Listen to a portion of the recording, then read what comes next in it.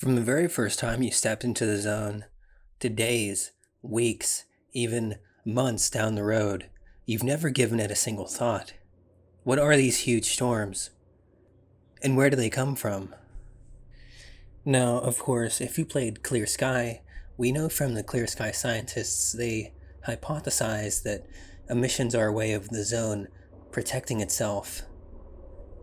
As Scar and Strelick get deeper to the center of the zone, more and more emissions happen. This, of course, is a detriment to Scar, but the story goes on. In Shadow of Chernobyl, there really weren't many emissions. I think there were only two. They were scripted. Apart from those, we don't really see any. It's only in Clear Sky and Call of Pripyat that emissions are more normalized, with Call of Pripyat having completely random emissions altogether as a result of the events of Shadow of Chernobyl.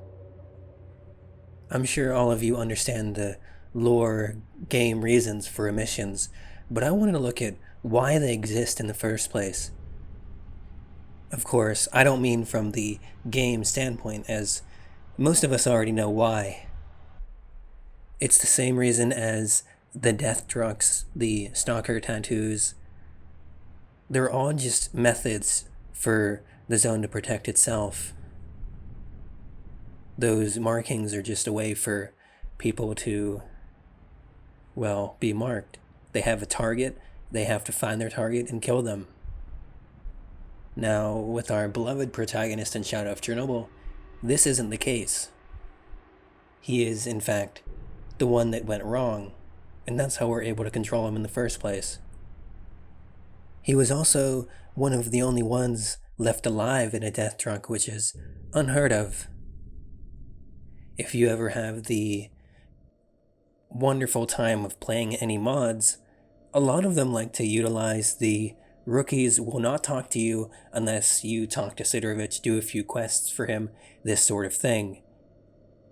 Stalker Soup is on the tip of my tongue right now, but there's plenty of others that utilize this trope.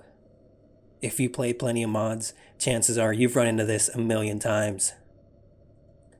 The stalkers in Rookie Village will not talk to you because they don't trust you, because they see you come out of the death truck and say, oh, this has never happened before, there must be something wrong here. There's just a negative connotation around it in general, and so they distrust you. If we go back to Stalker Oblivion Lost from 2002, and even before, it was only known as Oblivion Lost for maybe a year or so, even longer. And then it dropped Oblivion Lost and became Stalker Oblivion Lost. And then it dropped the Oblivion Lost and became Stalker Shadow of Chernobyl a little later. This is as the game furthers itself. Ideas become more solid and grounded. There's more of a foundation for the game. And naturally, GSC gets more and more into development hell, but we won't talk about that. There's not a concrete answer for why emissions exist. I can only theorize. We go from Oblivion Lost having a futuristic mindset, an alien planet, alien vehicles, alien enemies, a sci-fi shooter basically. The Halo we never got.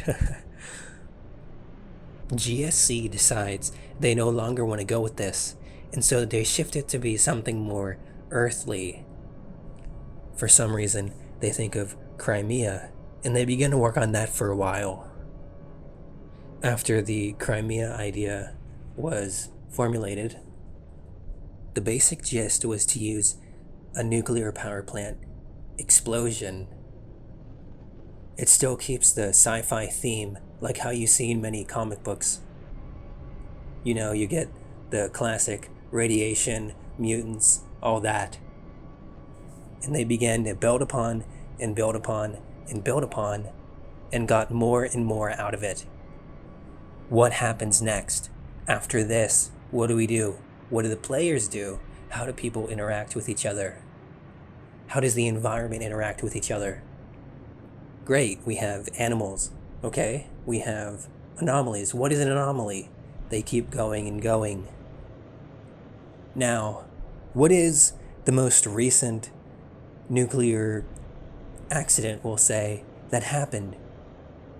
And even better, what's closer to Ukraine, Crimea, Chernobyl? And it helps for the devs that this is in their backyard, essentially.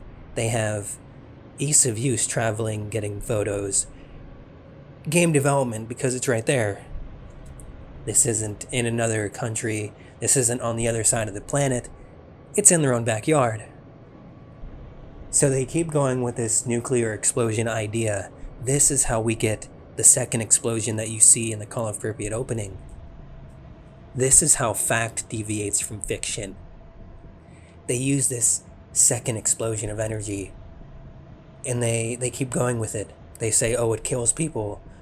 Stalkers start to come into the zone and loot it, which is a real thing that happened, by the way. They say strange things happen that nobody can explain, which is inspired, but we'll glance over that. They'll say, at the center of the zone, there is this very important thing that they do not want anyone to get to, and they will try to kill anyone who approaches, which reminds me of the roadside picnic meat grinder and the Stalker movie itself, which both require a form of sacrifice in order to get into the room. Stalker has the wish granter as a mighty diversion, and they have the sea consciousness itself. It's not too far-fetched to say that if the developers took inspiration from so many various sources, they would also say, okay, we have this very important thing at the end of the game. How do we protect it? You begin to have your mutants, you begin to have your anomalies, your basic enemies, the monolithians, and you begin to have emissions. Although we didn't really see those in Shadow of Chernobyl. It was later fleshed out and made more in the later games. I'm really just spitballing here more than anything else, but I thought it'd be interesting to say. The thought came to me. Everybody knows about the lore. Mostly everybody knows about the lore.